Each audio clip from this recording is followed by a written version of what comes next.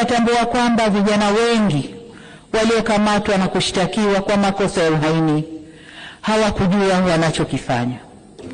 Nikiwa mama na mlezi wa taifa hili, ninavyoelekeza vyombo vya sheria na hasa ofisi ya mkurugenzi wa mashtaka kuangalia kiwango cha makosa yaliyofanywa na vijana wetu. Kwa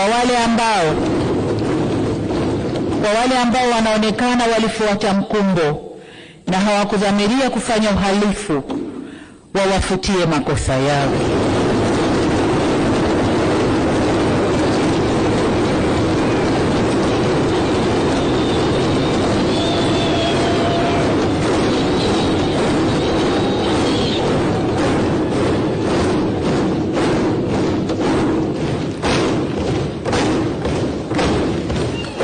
Asante waheshimiwa wabunge, nashukuru.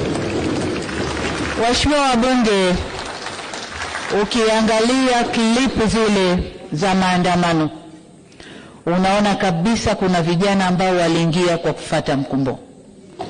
Wanaimba kwa kufuata ushabiki. Hawakuwa wanajua wanalolifanya.